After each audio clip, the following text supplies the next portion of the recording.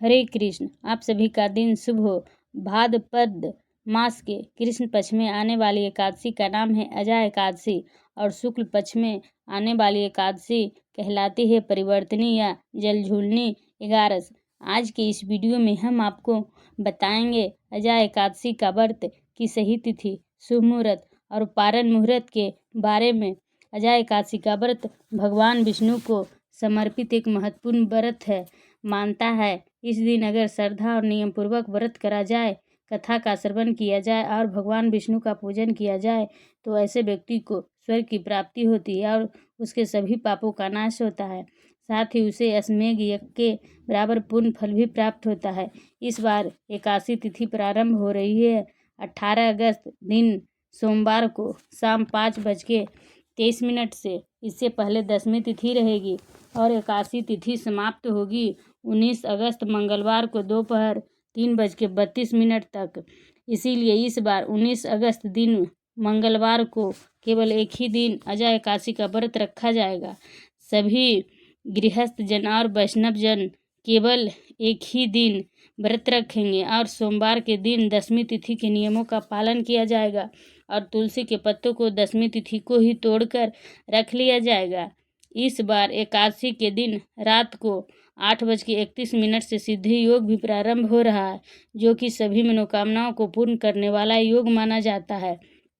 इस दिन सूर्योदय होगा सुबह 6:08 पर, सूर्यास्त होगा शाम 6:52 पर, राहु काल रहेगा दोपहर 3 बजे से 4:30 तक।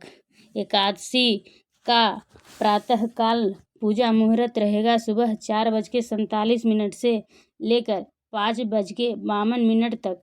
शाम की पूजा का समय रहेगा 6:57 से लेकर रात 8:02 तक की जाएगी। द्वादशी तिथि प्रारंभ होगी 19 अगस्त मंगलवार को दोपहर 3:33 से, जिसकी समाप्ति अगले दिन 20 अगस्त बुधवार को दोपहर 1:58 तक होगी।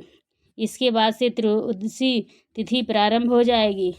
हरिवासर का समय 19 अगस्त मंगलवार को एकादशी के ही दिन रात 9:30 तक समाप्त हो जाएगा। हरिवासर के समय एकादशी का व्रत नहीं खोला जाता है। यदि इस समय भजन कीर्तन मंत्र जाप किया जाए तो अवश्य फलित होता है और एकादशी व्रत खोलने का शुभ मुहूर्त रहेगा 20 अगस्त बुधवार को सुबह 5:53 से 8:29 के बीच में। व्रत का पारण सुबह करना ही ज़्यादा सही माना जाता है। एकादशी रखने वाले भक्तों को इस दिन चावल का या अन्य चावल से बनी हुई वस्तुओं का या किसी भी प्रकार का अन्न या दालों का सेवन नहीं करना चाहिए। श्रद्धापूर्वक व्रत रखना चाहिए और शाम के समय फलाहार करके हो सके तो रात्रि जागरण करना चाहिए। जो लोग फलाहार नहीं करते, केवल निराहार निर्जर रहते हैं, उन्हें अगले दिन सुबह ब्रह्म मुहूर्त में उठकर पूजा करने के बाद शुभ मुहूर्त में पारण करना चाहिए।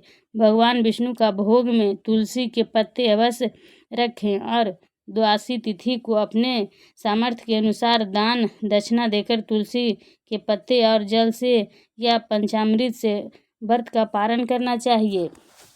इस दिन दान दिया जाए तो उसका पुण्य अगले कई पीढ़ियों तक प्राप्त होता है और ऐसे व्यक्ति के पितरों को भी नरक से मुक्ति मिलती है।